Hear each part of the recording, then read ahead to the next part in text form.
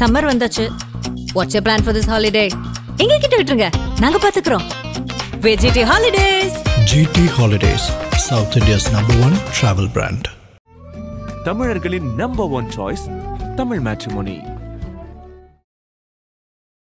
Israel ஆதரவு குழு மீதான கொலராடோ தாக்குதலை தொடர்ந்து அமெரிக்காவில் நுழைய ஆப்கானிஸ்தான், ஈரான் உள்ளிட்ட 12 நாட்டினருக்கும் தடை விதித்தும் மேலும் 7 நாடுகளைச் சேர்ந்தவர்களுக்கு கடும் கட்டுப்பாடுகளை விதித்தும் அதிபர் டொனால்ட் ட்ரம்ப் அதிரடியா உத்தரவிட்டிருக்காரு. இந்த உத்தரவானது திங்கட்கிழமை முதல் நடைமுறைக்கு வரும் அப்படின்னு அறிவிக்கப்பட்டிருக்கு. இந்த நாடுகளைச் சேர்ந்த மக்கள் கிட்ட இருந்து அமெரிக்காவோட பாதுகாப்புக்கு அச்சுறுத்தல் உள்ளதா கூறி இந்த நடவடிக்கையை அதிபர் டொனால்ட் ட்ரம்ப் மேற்கொண்டிருக்காரு.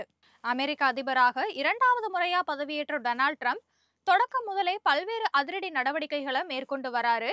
குறிப்பா சொல்லணும் அப்படின்னா, அமெரிக்கால சட்டவிரோதமா குடியேறி உள்ளவர்களை வெளியேற்றும் நடவடிக்கையில அவர் தீவிரம் காட்டி வர்றாரு. அமெரிக்காவுக்கு வர்ற மாணவர்கள் விசாக்களை ரத்து செய்யறது, அமெரிக்க கல்லூரிகள்ல வெளிநாட்டு மாணவர்களுக்கு கொடுக்கப்படுற நெருக்கடி அப்படின்னு அனைத்து விசா விண்ணப்பதாரர்களையும் கூடுதல் பரிசோதனைக்கு உட்படுத்துறது அப்படின்னு எல்லா நடவடிக்கைகளையும் ட்ரம்ப் நிர்வாகம் மேற்கொண்டு வருது. மேலும் தங்கள் நாட்டோட பொருட்கள் மீது அதிக வரி விதிக்கும் நாடுகள் மீது பரஸ்பரம் வரி விதிக்கப்படும் அப்படின்னு அவர் அறிவிச்சாரு.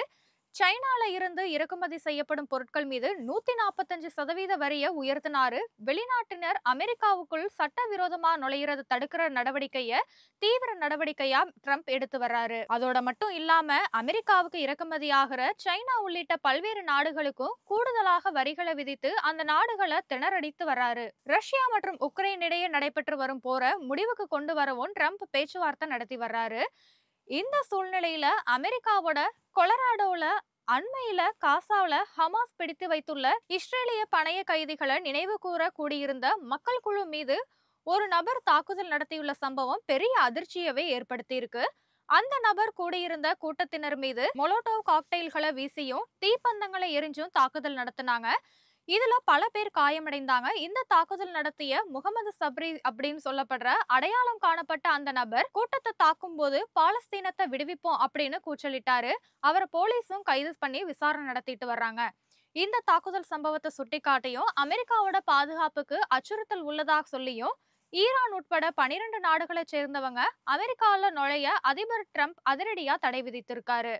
அதாவது Afghanistan, Myanmar, Chad, Congo, Equatorial, Eritrea, Haiti, Iran, Libya, Somalia, Sudan, Yemen ஆகிய 12 நாடுகளை சேர்ந்தவங்க அமெரிக்காவுக்குள்ள நுழைய தடை விதிக்கப்பட்டிருக்கு.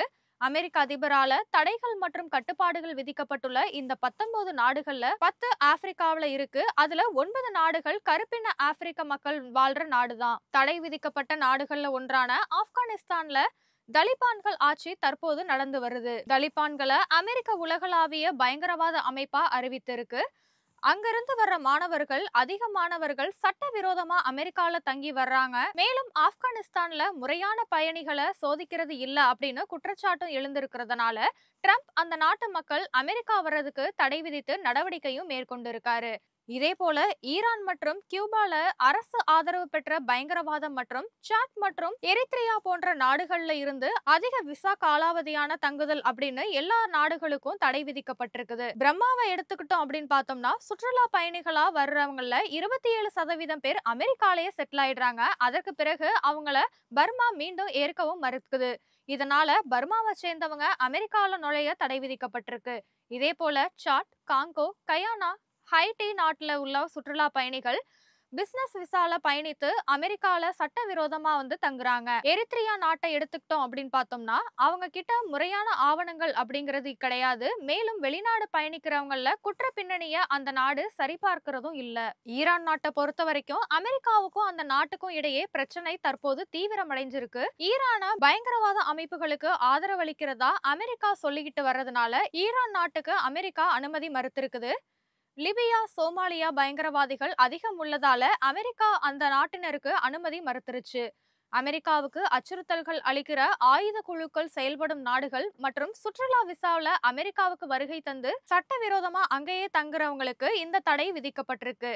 இதை தவிர மேலும் சில நாடுகளுக்கு கட்டுப்பாடு அதிகரிக்கப்பட்டிருக்கு. அதன்படி பார்த்தோம் அப்படின்னா Burundi, Cuba, Laos, Sierra Leone, Togo, Turkmenistan, Venezuela உள்ளிட்ட நாடுகளை சேர்ந்தவங்க அமெரிக்காவுக்கு செல்ல அனுமதி வழங்கப்பட்டிருக்கு அப்படின்னாலும் அந்த நாட்டு மக்களுக்கு கடும் கட்டுப்பாடுகள் விதிக்கப்பட்டிருக்கு.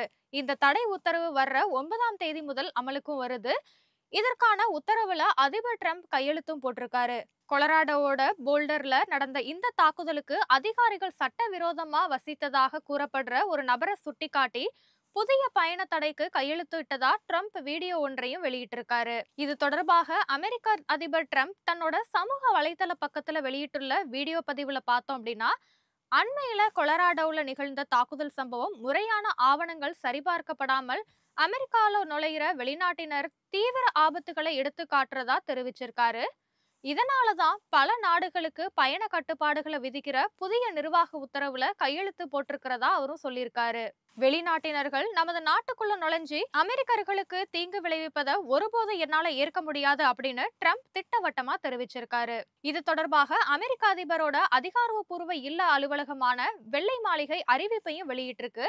அதுல என்ன சொல்லியிருக்காங்கன்னு பார்த்தோம்னா, அந்தந்த நாடுகள்ல மேற்கொள்ளப்படுற சோதனை சரிபார்ப்பு நிலவும் குறைபாடுகள் அடிப்படையில இது மேற்கொள்ளப்பட்டிருக்கு அப்படின்னும், அமெரிக்காவுக்கு மிக அதிகமான ஆபத்தை ஏற்படுத்தக்கூடிய நாடுகள் அடையாளம் காணப்பட்டிருக்கு அப்படின்னும் இதுல தெரிவிக்கப்பட்டிருக்கு. அந்த வகையில 12 நாடுகளை சேர்ந்தவங்க அமெரிக்காவுல நுழைவதை கட்டுப்படுத்துற நோக்கத்துல இந்த உத்தரவு பிறப்பிக்கப்பட்டிருக்கு அப்படின்னு குறிப்பிட்டிருக்காங்க. மேலும் வெள்ளை மாளிகை செய்தி தொடர்பாளர் அபிகேல் ஜாக்சன் கூறும்போது, அமெரிக்காவுக்கு மிக அதிகமான ஆபத்தை ஏற்படுத்தக்கூடிய நாடுகள் அடையாளம் காணப்பட்டிருக்கிறதாவும் சொல்லியிருக்காரு. அந்த வகையில 12 நாடுகளை சேர்ந்தவங்க அமெரிக்கால நுழையிறத கட்டுப்படுத்துற நோக்கத்துல இந்த உத்தரவு பிறப்பிக்கப்பட்டிருக்கு அப்படின்னு அவர் சொல்லியிருக்காரு. அமெரிக்க மக்களுக்கு பிரச்சனையை விளைவிக்க விரும்புற வெளிநாட்டு நபர்கள் கிட்ட இருந்து நாட்டு மக்களை காப்பாத்துவேன் அப்படின்னு வாக்குறுதியும் கொடுத்திருக்காரு. இதற்கிடையில ஹார்வர்ட் பல்கலைக்கழகத்துல வெளிநாட்டு மாணவர்கள் விசாக்களை கட்டுப்படுத்துற உத்தரவுலையும் அவர் கையெழுத்து போட்டிருக்காரு. அமெரிக்க அதிபர் ட்ரம்ப் தன்னோட முதல் பதவி காலத்துல இருந்து Iraq, Syria, Iran, Sudan, Libya, Somalia மற்றும் ஏமன் ஆகிய 7 இஸ்லாமிய நாடுகளை குறிவச்சு பயண தடையை அறிமுகப்படுத்தினாரு. 2018 வருஷம் உச்ச நீதிமன்றம் அதை உறுதி செய்வதற்கு முன்பு இந்த கொள்கை பல திருத்தங்களுக்கு உட்பட்டது. பின்னர் ஜோ பைடன் பதவியேற்றதும் இந்த தடை ரத்து செய்யப்பட்டது. தற்போது குறிப்பிட்ட சில நாடுகளால அமெரிக்காவோட பாதுகாப்புக்கு அச்சுறுத்தல்கள் இருப்பதா கூறி மீண்டும் அதிபராக இருக்கிற ட்ரம்ப் தன்னோட உத்தரவை மீண்டும் செயல்படுத்தி இருக்காரு அப்படின்னு தான் சொல்லணும்.